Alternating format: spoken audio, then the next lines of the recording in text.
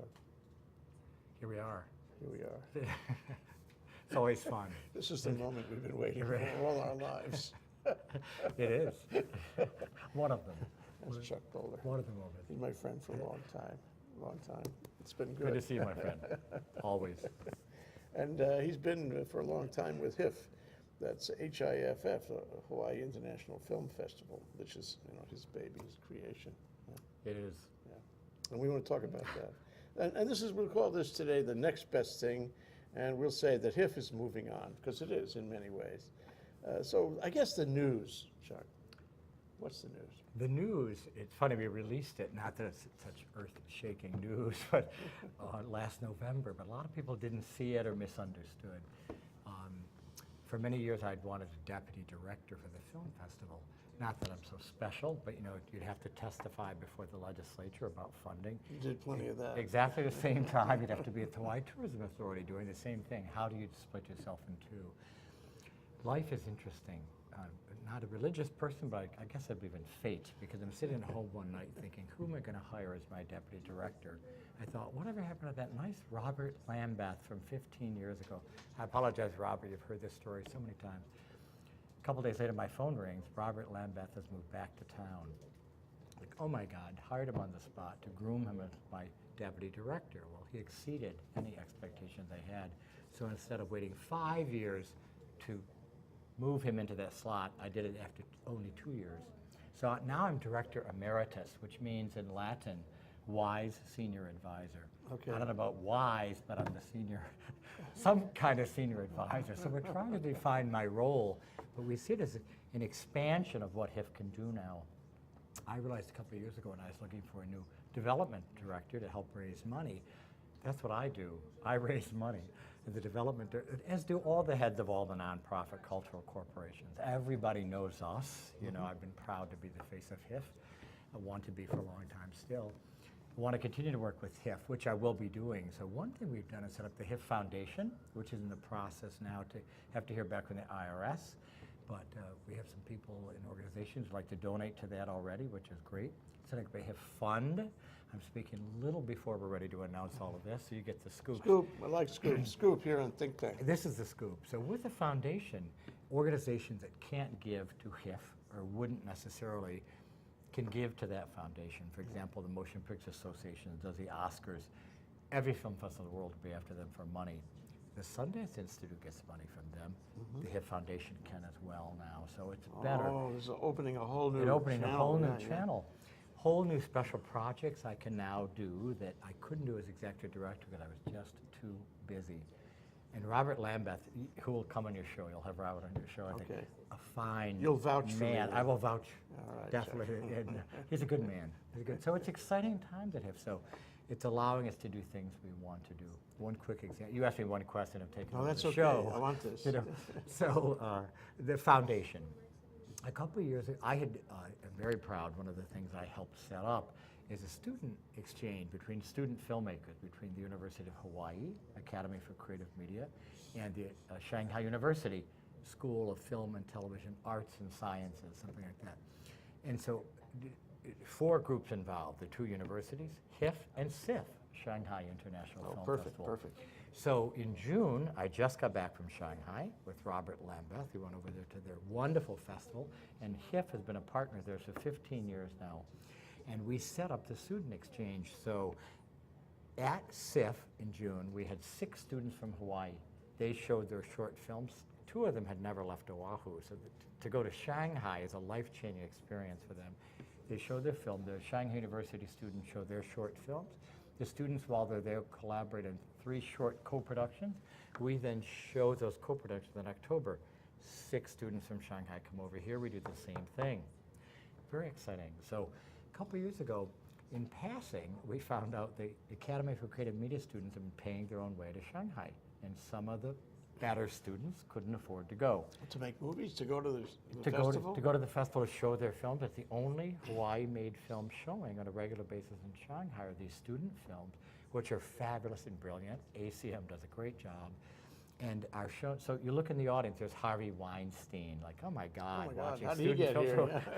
here? He stays till the end. That says something about the quality of those films. So. But so now HIFF helps underwrite the travel costs of those students. With the foundation, we want to be able to do more of that. Yeah. We've never given student scholarships, Yeah. maybe a student filmmaker in residence. So this is exciting. These are new projects Yeah, this is for us great. to So, develop.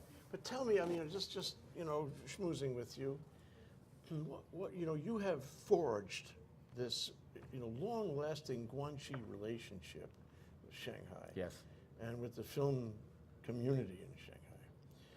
And you have, connected I'm very proud of that. Honolulu, Yeah. Hawaii with Shanghai, China. Yes. But what's the long-term mission on that? I mean, at the end of the day, assuming a huge amount of Guanxi, Yes. which I think we're Yeah. already there, what does this mean to the students at ACM? What does it mean to the Hawaii, community of Yeah. film? Well, it's starting to pay off, if I could be so bold. Yeah. Things are falling into place very nicely, and I hope they continue. A lot of relationships in China are based on trust, as all relationships are, but just fresh back from Shanghai, they talk about Hollywood-Chinese co-productions. Everybody wants to get into China. They say it's the second biggest film market for Hollywood movies in the world. I think People in it's the China biggest. like movies, don't they? They're movie crazy. In China, all the young people go to the movies because they never could before. There were not the movie theaters. They're opening 18 movie theaters a day in China now. Oh, geez. 18 a day. And in the mainland U.S., they're closing them because the biggest It's competition. all going on the tube and all. Yeah, and it's the young people are watching, not that it's just young people, but mostly on iPads and computers and things. And Yeah. we, older folks, Yeah. prefer to go to the cinema, et cetera. Well, Yes, we do. the young people in China are just discovering cinema, so it's the wild scene now in China with the cinemas. The young people are going on dates, which we used to do. God, it's gonna take me growing back to up, the 50s, Could yeah. I put my arm around her? It was a big question. So China's going Close, through that. little kiss right there. Your arm is numb. You don't want to move it. I But- remember, you bring remember it all those? back. It was just- yeah. I love Terrible. those days. Embarrassing, yeah. But so, I've always wanted to try to build on that relationship with China. And it's one quick aside. I used to always try to get in to see the people from Variety, the legendary trade Bible Sure, of the industry. right. And it'd be like, no call back. Oh yeah, gosh, we're busy. Now, Variety pursues HIFF because we're in China. We've been there now for 34 years. You're ahead of them. We're way ahead of them. They're just catching up, and they admit it. So, special issues of Variety have already happened. Built around HIFF in China. So, building on that relationship of over 15 years with China helps HIFF positioning-wise. We have always known we're important. Asia's always known we're important. Hollywood is just catching up. We've always been an entryway into the U.S. for films from Asia and an entry point into Asia for films from the U.S. That's becoming even more clear to the rest of the world now and puts us at a great advantage. People want to know how to do business in China and such. Why can't we have seminars and panel discussions in Hawaii that tell people how to do that? We're halfway between each. You mean film business or all business? Film business. Okay. All business, maybe more film business. Well, it's a medium that could. Anyway, so let me just recap just for a moment because Yes. this is really interesting. So we go there Yeah. and we have this connection, this developing Guanxi with them. Their market is opening because kids want to see this. They all speak English. Yeah. So our films are in some demand, not just in the film festival, but in China. They are. And they're in the theaters, and Yeah. people like it, and they like Hawaii. So it sells Hawaii, sells tourism, Yeah. sells travel, and all that. That's perfect. Okay, at the same time, they're a jumping off point for Variety and the likes, who figure out that HIFF and Shanghai are doing something. Yes. And all of a sudden, Variety and Mainland get the idea that maybe there's some value here in Hawaii. Absolutely. And It helps Hawaii filmmakers. Yeah. It helps the scene here. It helps film students, which are very important to me personally. To Robert Lambeth, the new executive director, is an amazing mentor of young people. It's really wonderful. I sit back. I think I'm too old to be too young to be his father, but I sit back all proud of, look at him you with can those be that way. mentoring those kids. Like we were just in China and we had the most extraordinary student translators. Well, Robert and I had the best time with those young people who'd never been anybody like us with their personalities and they're like those poor so kids. what are they like? It's very interesting. This is a sort of it's a look into the looking glass somehow. It's the a smattering of, from top of the iceberg. So and then you look down and you see more. So it seems to me that in Hawaii, anyway, we've got a new generation. Yes. I call it the millennials. Yes. Emerge. I call it the kaka'ako generation. Yeah. It's emerging. They're creative. They're open-minded. They're not very political, which is, I think, to their credit. I think so too. And they're makers. And the old German Macher word. Yes. They're making. They got to make things. They got to Yeah. actually create things. Okay, so they're a perfect generation. Very exciting. To connect up with HIFF and with making movies. Yeah. Is this happening in China the same way? Yes, it is. Interesting because America's got the equipment. The students from ACM go and they have state-of-the-art equipment, and China, where it's made, does not. If the government has anything to do with it, because the Chinese government, people can criticize all they want, they're very wise people in China, and there always have been, and they are going to equip those students with state-of-the-art equipment as soon as they can, kind of thing. So, yes, it's very exciting there, and to see the student exchanges of films people are making. I'm proud to say that CIFF, the Shanghai International Film Festival, began an international student division after the success of the student exchange year. The films from students are astonishing, that the sophistication, the subject matter they pick up, because you let the students usually choose what they're going to go after. It's always suicide. It's drugs, sex, music, and suicide. And I don't know why suicide. They choose those things. It's because they think that'll be what they- popular. Maybe they know. Yeah, they do know. I guess so. But they're just brilliant. One of the challenges, students, because in China, film students are only at the graduate level. In the U.S., Hawaii has the best equipped media schools in the entire United States, in the world. In terms of equipment. Because of Senator Dan Inouye, the he great did that senator. too, eh? He did that too, and it's been felt like the YNIC writers. He brought in the first grant for them, something like $2 million, to set up a state-of-the-art studio. They are among the most talented student filmmakers in the world. In fact, whenever they compete in some kind of student film contest, they're usually in a separate category because it's considered unfair if everybody else has to compete with them because they're so far ahead. Oh, I feel their hot breath all the time. Oh, you do. They're amazing. Their creativity is astounding.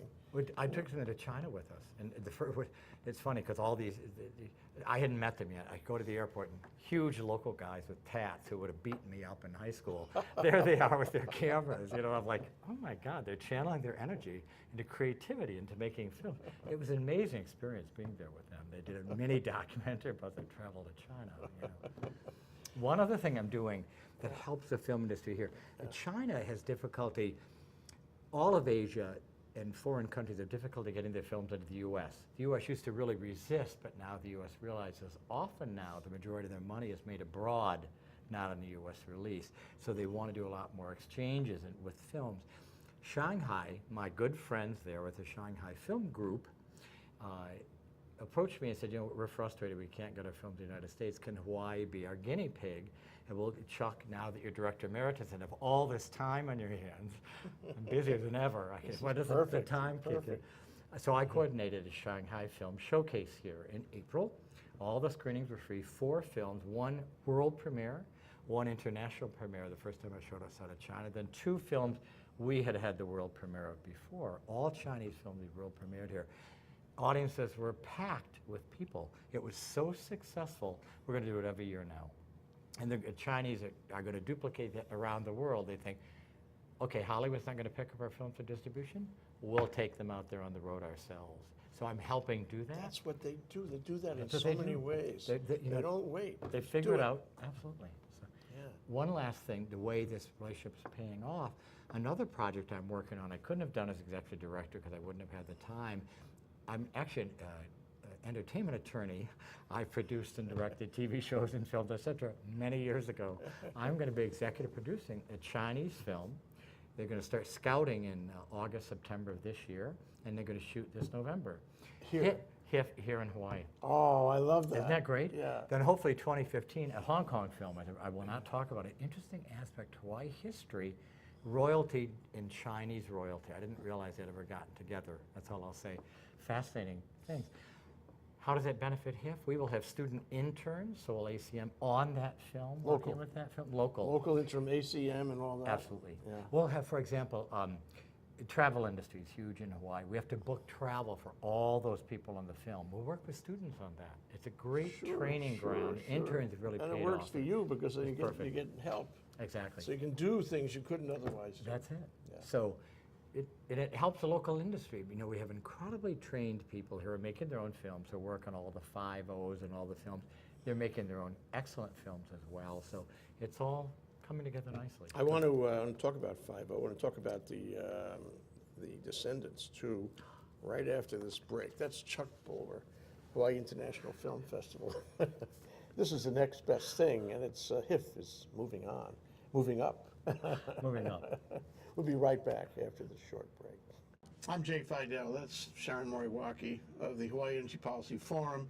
And every Wednesday we have Hawaii, the State of Clean Energy. We've been doing it for some time now, and we have some fantastic guests on there, unbelievable guests who give us insight into what is going on in a very complex, sometimes very confusing, sometimes very disappointing area of progress in the state.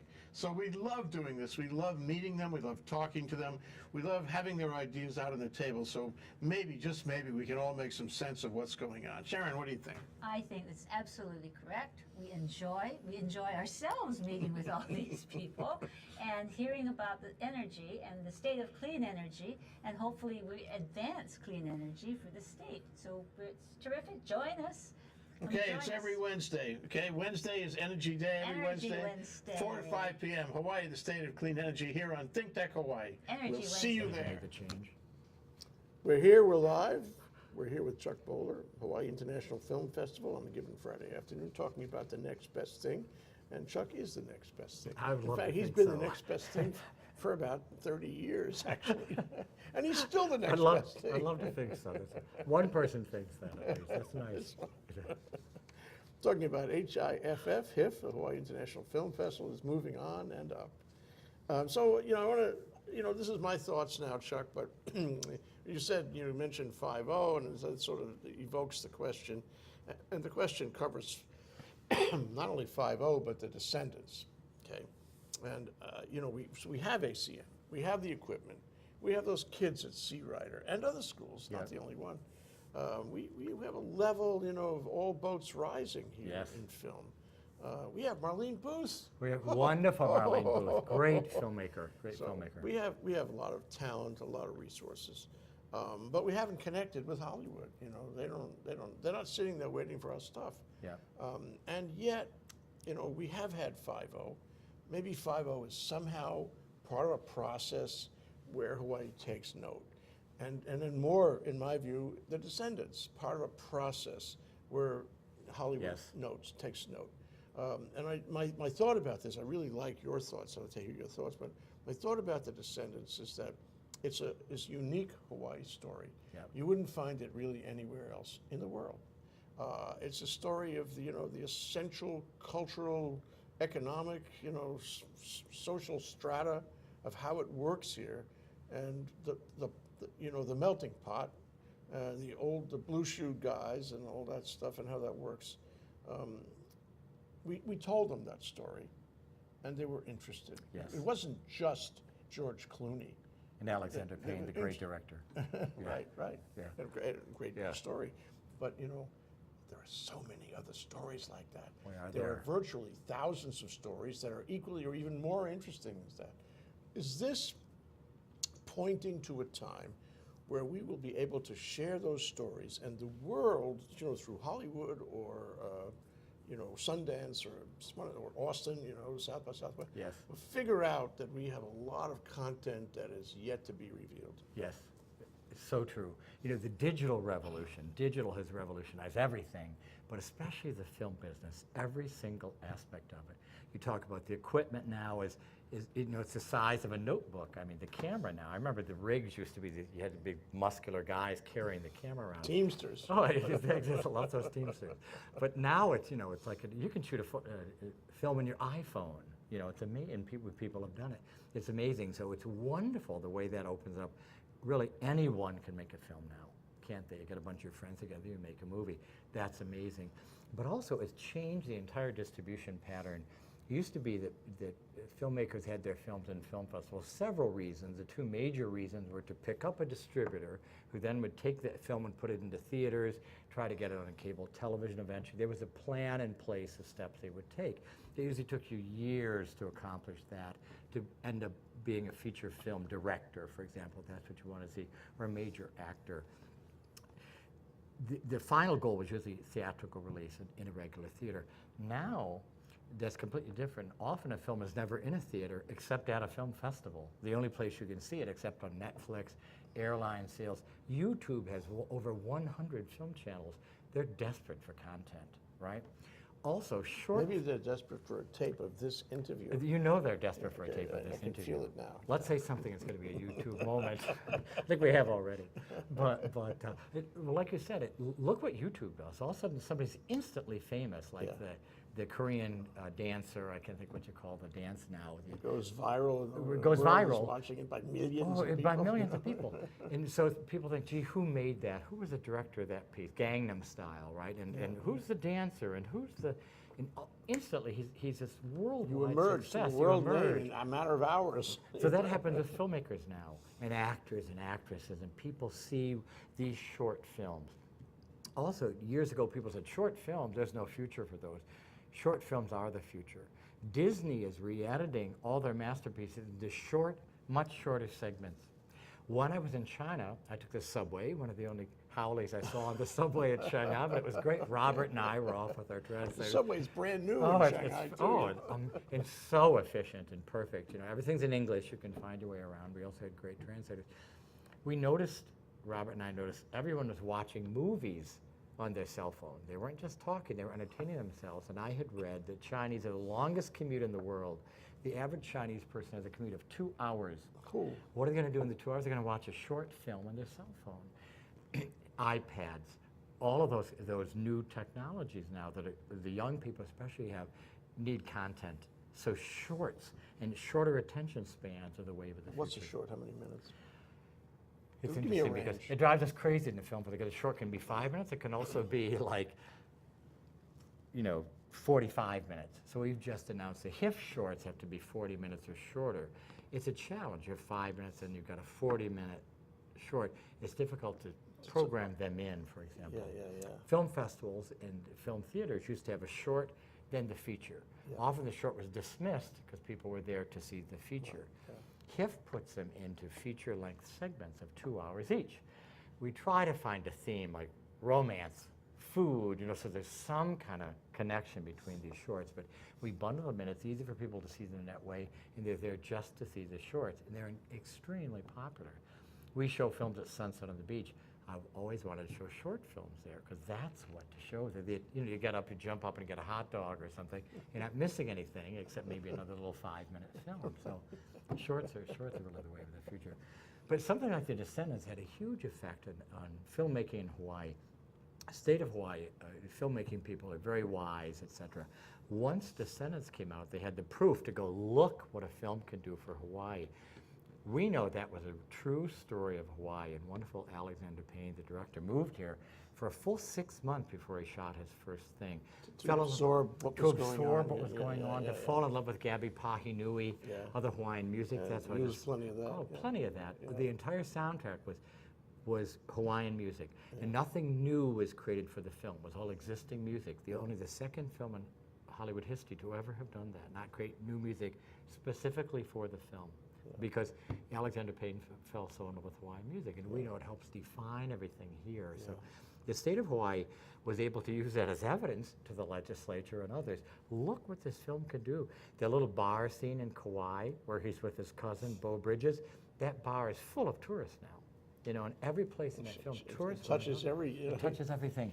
They also realized because at least 50% of the above and below line, above is basically in front of the camera and below line behind camera, were from Hawaii. The talent was from Hawaii. Screenplay, or the original book is from Hawaii.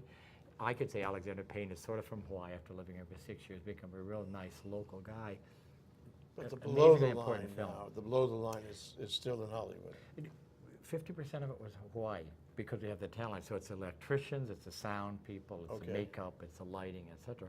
Are from Hawaii. Oh, that's good. Because we have the talent here, they just haven't been able to be used So enough. I don't know if we have enough time to answer this, but I'd like to ask you, what do we do to develop a film industry that is on its own, that is what's the word, that is sustainable, Self-sustaining. yeah, self-sustaining, self-reliant, that it lives here, its heart is here, its stories are here, but it goes everywhere. Yes. What do we need to do from where we are now to where that would be? We are so close. Good. And we're doing it a bit. There was a film we had last year in the festival, this last spring. We closed with a film called The Hamana, which is an amazing film in the film festival about a halau and sort of a ne'er-do-well who takes it over when the auntie dies kind of thing and makes it into this wonderful thing. The Hawaii Theater, 1,400 seats, were packed for that film. Extremely well done. A fellow named K.O. Wolford is like you, a Renaissance man. He produced, directed, he wrote, he danced in it, the whole thing. Amazing. He's from Hawaii. That's a kind of film that will now go beyond Hawaii.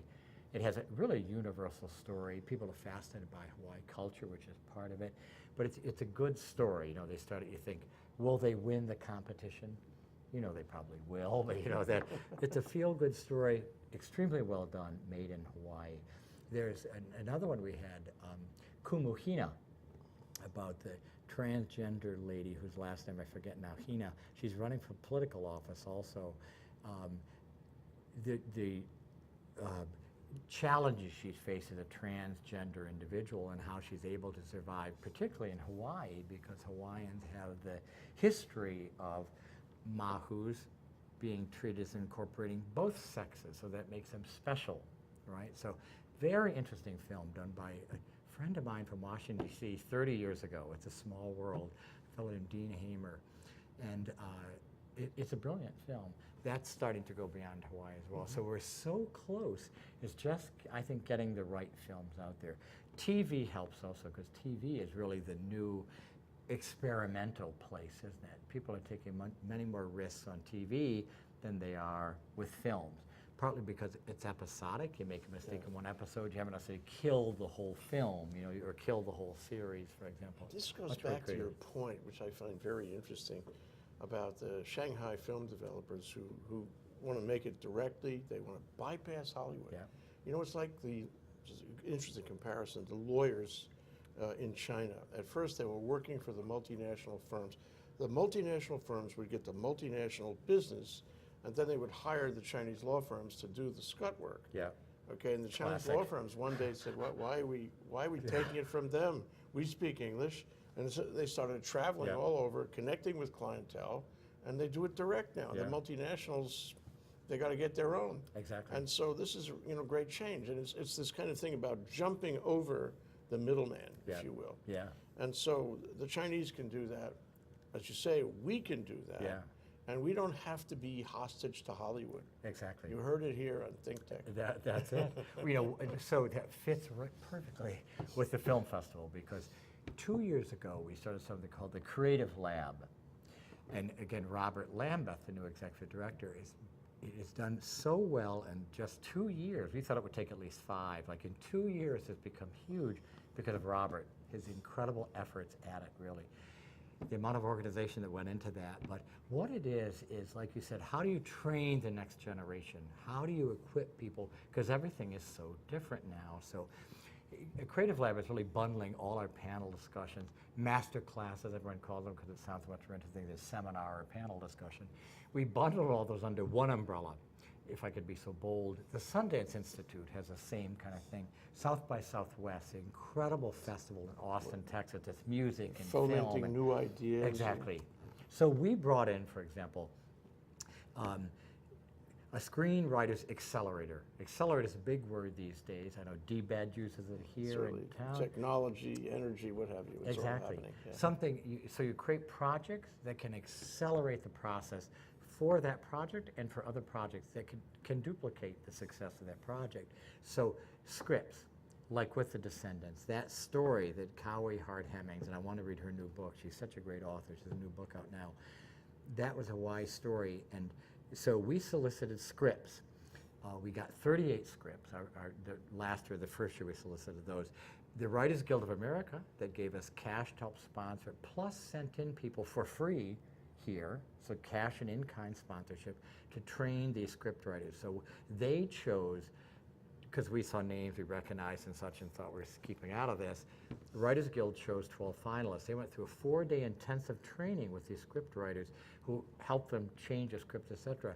Then, thanks to Hawaii 5-0, the 3 winners went off to Los Angeles for a week to study with CBS Writers Lab, right?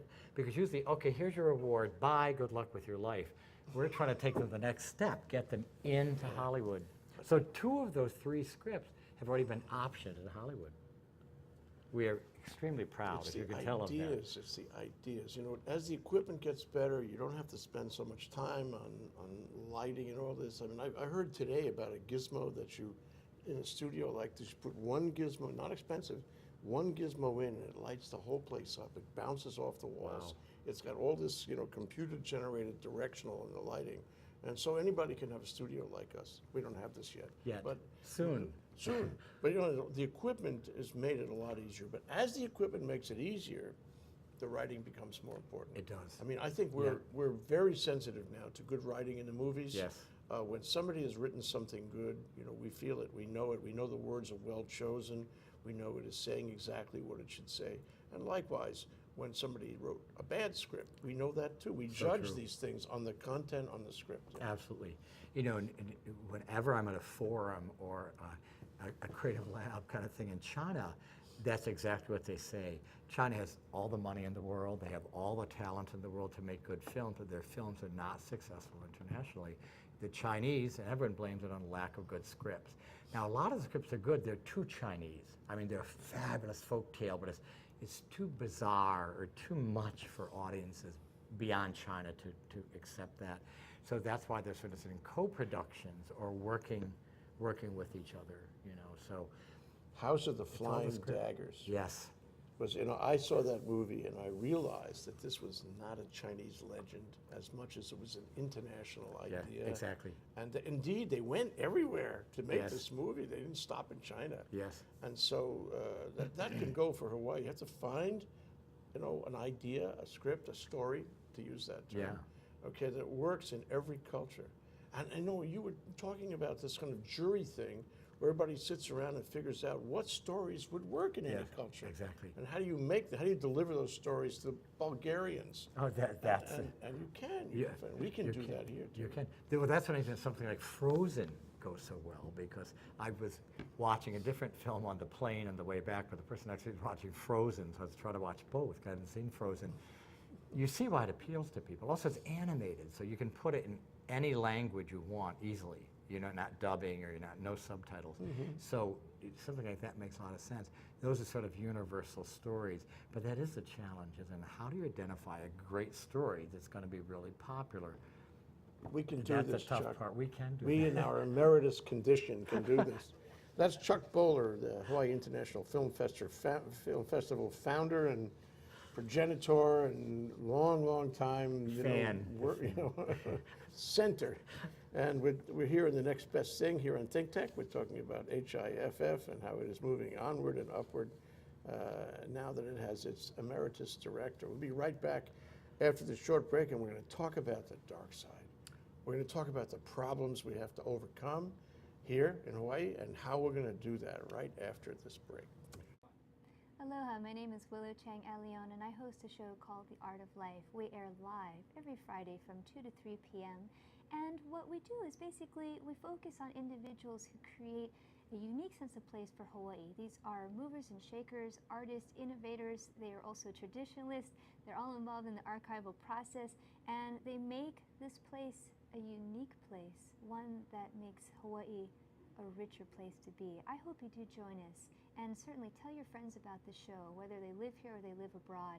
It's a way to give back to our community. We're keeping it Pono. Okay, we're back. We're live. What do you think? We went somewhere? I Of course know. we're here. We sat Of here. course we're live. You can tell. I mean, it's not fooling around here. No script here. On this Clearly, thing. this show is not edited. We're making it up as we go along. This is Chuck Boller, Hawaii International Film Festival, and we're talking about the next best thing, namely HIFF is moving on and up. So, one of the things, we had a program. In fact, you were the moderator of this program a year and a half ago, 2 years ago. And one of the things that came out of that, at least for me, my recollection here today, was that we weren't together, that the film community, various elements and structures of the film community really hadn't bonded up to the point of being, focused on one direction, one set of values. As a result, we were doing Kuleana's bad, and it was holding us up. So, I mean, that kind of thing I'm talking about, that we sort of discovered that day. Do we still have that? What's the degree of it? What's the process of it? What do we do about it? And what else is holding us back? There's when I first came to Hawaii, like 25 years ago, 26 years ago, people would, as an entertainment attorney, and people would talk to me about how, oh gosh, the local film industry, it's like a bunch of crabs in a bucket, and one starts to get up, they pull them down. I thought, well, that's what Washington, D.C. is like, right? Exactly. Crabs in a bucket, yeah. So it used to be a little bit like that, I think, whether it was simple jealousy or people fought for so long and so hard to be noticed here in the film industry, and when finally somebody was, I think there was some natural tendency. Everybody wasn't like that. I'd love to think those days are over and people are working together more. It's challenging. Funds are limited in Hawaii. There aren't as many corporations and such. Where do you get funding? So it's very competitive. That's another question we should talk about. Which is one of the big challenges. Yeah. Luckily, with digital, again, things don't cost as much anymore. One thing I like about the film schools and the film education that starts so early in Hawaii is that the students learn to work together. You be the actor in my film, I direct it, and then I'll be the actor in your film and you're the director. Even things like that, people start working together to create something. So I think we're a bit beyond that. The state has been supportive. It's challenging to try to explain why there should be tax advantages to filmmakers who are shooting in Hawaii. Many wise legislators will, I think incorrectly, with all due respect, incorrectly will say, oh, they're going to come to Hawaii anyway. Peter Jackson, who did Lord of the Rings, said something about, I want palm trees, I'll just put them in with the computer. I mean, you can be anywhere now. Like with your Greenstein background, you can put any kind of background. You can put palm trees in there any moment. You could, see, palm trees, please. So it's amazing now, and so you have to be competitive that way, and you'll read these stories. When I was in Cannes, actually, in May, went to a seminar about international production and things, and they said the next hot state will be North Carolina, because they just came out with an amazing tax advantages. So everybody's going to go to North Carolina to make for the next couple of years to make all of their films. Hawaii has good tax advantages. They could be better, It's very competitive. Around the country. Around the country. Around the world. Incredibly competitive. Yeah. And governments are getting behind this, like Hawaii's is, and again, I thank them for it. They realize it's very competitive that way. Well, what's funny? I heard something on NPR this morning about that, and I hadn't really zeroed in, but modern movies are expensive, even little ones. We used to joke about the $10,000 spectacular, and that's a movie that, talk about shorts. Yes. It lasts 10 seconds. Amazing. But now movies are expensive, and it's the equipment, and I think largely it's the salaries of all the people who have to work, and you need the crowd, you need all those experienced people to make it come together, and all these steps in the development. As a result, when they make the budget is huge. Even for a little movie, it's huge. And the comment on this NPR thing I heard was that the money flows so fast, you can't even figure out how fast it goes. It's like lightning all around you. Yes. And this goes to the tax credit. So when I come to Hawaii, I want to make a movie. I'm laying millions and millions of dollars all over the landscape. Every day I'm here. People don't realize how much value that provides for the economy. They really don't at all. Across the board, like as you said, it's everything. It's restaurants, it's car rentals, it's clothing, it's food. I mean, Alexander Payne lived here for 6 months, so he had to rent an apartment. He had to, for example. The whole model is spare no expense. Yeah, it's amazing. And of course, Hawaii has the challenge, because it's a tourist destination, to let people know your films can be done here for reasonable amount of money. Everything isn't as expensive as you would think. Also, Hawaii's always had the challenge. People think that it's a vacation spot. And I know the other cultural organizations here, like the Museum of Art is world class. I mean, their collection, I mean, the Michener Fabulous. collection alone Really is is. unbelievable. Yeah. Someone once said to me, a friend of mine, you'd never think a place like Hawaii would have a world-class art museum. Well, why not? You know, it's because people come here to vacation. So I think when I first came to town, I thought, my God, there's a world-class symphony here. The opera's amazing, the ballet. I lucked out, you know, because You're many in the right places in the place. country don't have things like that. We do here, you know, so. But here's the thing. So you have the the Hollywood level production, which Hollywood is always going to control. Those big budget Yeah. films are not going to generate here. Okay, but if we have the activity, the legislature is providing a tax credit that brings these companies over here, then it rubs off. It's like osmosis. It rubs does. off, and now our kids get to know more. They know about the equipment, the techniques. What is it to be a gaffer? What is it, to run Yeah. around and make a movie? Now they can make a movie on a much smaller budget. Yes. Okay. They can make a movie that'll get into Sundance, and who knows, or South by Southwest, Yeah. or who knows what. And that will build our industry. It will not be a Hollywood industry, but it will be an industry that can sell movies. Definitely. Now the question is, where do they show locally? I'm reminded of Jasper Wan and Powwow in Kaka'ako, Which is great. where KS and other landlords, Yeah. other owners there have given him the walls, and it's temporary. I mean, everybody knows these walls are coming down, but he has a canvas. It's great. And he can show off his stuff and bring other people to show, and everybody is excited by that opportunity. Where can I do that if I'm a young movie maker here and I'm emulating, 5-0 or The Descendants or something, and I'm finding my way, and I love my stuff, my friends love my stuff, but where do I show it? You What want do to I get a do? scene. You could be in the Hawaii International Film Festival, honestly. What a 'cause what a that's- setup question. Oh. I mean, thank you for that. We did not rehearse this. But you're like, perfect, lead in. But, we've always, Jeanette Paulson, the founder of the film festival, I followed her, and Robert Lambeth, the new executive director, same thing. We all very, very much support the local Hawaii film industry. We used to be a little frustrated because there weren't any feature films from Hawaii because they had to be made on film. It was too expensive, too difficult.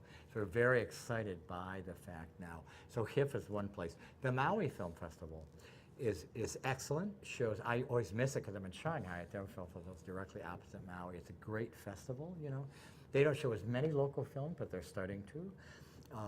Each of the islands now has film festivals. There's a Big Island Film Festival in Waimea. Are they part of HIFF, or are they They're on their not. own? They're separate. Interesting. Although HIFF But they is- feed in, though. Yes, they do, definitely. And I think the festivals support each other. Like Maui, we knew they would show a local film that we think is excellent. It just helps us know there's a great audience for it, et cetera. Sometimes you think, all right, it's already been seen a bit. Let's show a film that hasn't. However, in this case, it's just Maui. So you think, well, how many people from Oahu went to Maui to see that film? Probably none. So we'll show it here. You don't jeopardize it, or don't penalize the filmmaker. Doris Duke Theater shows films. The It's Hawaii- very nice to go there. and It's see a very film. nice to It's a go very there. comfortable experience. The programmers do a great job there. We're working with them more now to do more there. Mm-hmm. The Hawaii Theater is extraordinary. They have an amazing, the best projection system in the state of They Hawaii. should do a lot of movies all the time. They're starting now. That's what they were originally built for. That's exactly what they're built for. People don't realize it was originally a movie theater. That's why the stage has been limited, and sometimes like the ballet, the symphony can't go in because the stage was a movie stage. It was. Someday they do want to knock out the back wall and expand. We're also doing pop-up cinemas, courtyard cinemas with Howard Hughes Corporation. You talk about What's a Kaka'ako. pop-up? What is that? Pop-ups are everything now. You know how they have pop-up stores and all of a sudden there's Sure. or a pop-up Pop-up restaurant. businesses, pop-up. Now with inflatable screens and portable screens, you can show a film anywhere. So we've shown them in parking lots in Kaka'ako, through Kamehameha Schools, Bishop Estate. Also, Howard Hughes has become a sponsor of a wonderful new series. The next film is July 9th at in the old Kaka'ako. IBM building. There's a beautiful courtyard there, and Howard Hughes does everything first class. Their buildings are gorgeous and very, very well designed. The courtyard outside of IBM building, we're showing free screenings now. The first 450 people get in. And we showed I was actually in China already. Robert Lambeth, of course, was here with the film, our executive director, and said it was amazingly well received. That was the inaugural one, was in June, trying to bring people into that neighborhood, a lot of younger audience. People say, why do I go after the youth? Because, of course we are. They're the present, they're the future as well. We also want to support their efforts. Many of them are filmmakers. PBS shows local films on a regular basis. All of that said, we'd still love to see more local films. Like, one of my goals had always been to try to get HIFF a little bit more on TV, I had an idea, Right. even while you were speaking, and you know, like it's- video on demand. Okay, yeah, that would, Right. well, I would go both ways. I would go both. I would take a channel of cable, or Time Warner Oceanic Yeah. cable, and I would dedicate it to local films and local filmmakers. And I'd have you select, you know, HIFF, especially its emeritus people, you know, select the films that should be shown. And I would show them 24 hours a day, and I would have some sort of moderator person who explain what this is about and why. And I think that would be very popular. That Because is a it'd be great so idea. loaded with, and you know, when you think of the other, you know, trashy, you know, films that you find on cable, Yeah. you know, Yeah. pulp type recipe type things, which are always, you can figure the film from the first minute, you know what's going to happen. It's always the same. Yeah. But if we had local creative films on there, whatever length, any length, doesn't matter. I agree. All day, 24 hours. I think people would love that. I think they would do. too. I think they would too. Because they'd be feeding into the hotels. Whenever I go to another country, I try to see what's on TV, especially if there are films there, you know? That's a great idea. We have been talking with Oceanic about that exact thing for many, many years, and we still want to do it. I don't want to give anything away. We would, you know, we're very, very interested in that. The challenges are you want the filmmaker to make some kind of money, because especially now they have so many options open to them. They think, okay, once it's on TV, does that dilute the market? Yes. Depends what Okay, market what's they the want. answer? Because if they want it in a theater, you can make an argument, well, it might a bit, but the people who watch things on TV are not necessarily the same people who go to theaters. What So you- about dividing it up this way? So I have it at random on my regular channel. Yeah. Next channel over is on demand. On demand, I got to pay. Yeah. You know, it's a few bucks. It's like Netflix. Maybe you have to pay. Maybe you have to pay, or you could go subscription. Who Yeah. knows what? Or you give a subscription to Time Warner, and they give part of it to HIFF or to the group of artists that are Exactly. You involved. get a sponsor maybe, Yeah. so they cover the cost. Yeah, my thought is that there's got to be a way to do this, that it would be very enriching for the film industry here, that people would love it, and that other people would follow it. It would give us a name of doing something special, It really would. and it would give some of our artists a real leapfrog opportunity. you know. Absolutely. Yeah. Also, with Time Warner being our cable system, you know, they're on the mainland too, because it's always been a dream of mine, especially to get, and everyone here in the film community, to get the Hawaii films to a wider audience, hasn't it? You know, so you could do all of that. They could you know, deliver so- that. So, I mean, the first thing is to do it, my thought, I'd be interested in your reaction, is to do it as in public domain. Yeah. Take it. Yes, Take it. Enjoy it, exactly. play it everywhere. Yeah. We don't want a penny. We just want our name out there so we can develop a reputation, both as an artist and as a community. Yeah, that makes a lot of sense. People talked about piracy and how to prevent it now. Somebody said in Cannes a couple of years ago, actually, said what they're doing is now some of them are actually releasing the film on television first as an experiment to see and what it's been doing before it's been in the theaters and to a select group of subscribers. And what it does is increase the demand for that film. Instantly create this PR buzz if it's good, right? So it's a risk there. If it's good, it creates this buzz. When it opens, you're selling tickets. You've got another thing Hollywood starts doing. They release a DVD, which are dying out. Everything's going to be online now. They release it on the same day the film opens, right? So they can control the quality of the product also, and they can make the money that would have been pirated in the past. You know? Just like music is changing. Yeah. Movies Yes. are changing. It's Dramatically. happening right now around us, and you've been there. You've seen it all. The different, you know, I was a lobbyist in Washington, D.C. for intellectual property with the Motion Picture Association. Started in Jack Valenti, legendary Jack Valenti, a great fellow, a very good man. He started something called the American Copyright Council that I headed up that promoted intellectual property. In those days, I remember Valenti and others were pushing DVDs because you couldn't make your own DVD. So people bought a DVD. You couldn't copy it. I remember Jack going, the day that happens, I'm going to die, or something like this. Well, it happened, and it's revolutionized everything. But now, because everything's online, even at the film festival now, people say, like Robert and I, we're in China, we could come back with stacks of DVDs these eager filmmakers hand to us. Now we say, give us a Vimeo link. And so my staff and I can watch it online if we want to. Everything's going to be online now, no more Film is the DVD. new literature. Film is the new literature. Yeah. It is. So, would you be adverse in any way to somebody doing a movie about you, Chuck Boller? I think the audience would fall asleep very quickly. I don't think so. I've been very fortunate. A really interesting life, but I think a lot of people have, like you have. I know a lot of people. It's been great to know you, Chuck. I Okay, really same enjoy here. this. I want to keep on doing it. I don't care how Me too. emeritus you are. Well, it's interesting because now we're doing these different projects with HIFF I couldn't do before. So we all have on our thinking caps about what that means, and we talk about new opportunities and such. Hopefully that gives us more time now and expands what HIFF can do. Also gives us we've been fortunate to be solidly in the black for many years now, I'm proud to say. That's great. And this will make us even more solid. It will allow us to do other things we want to do. One thing HIFF doesn't do is give cash awards for films.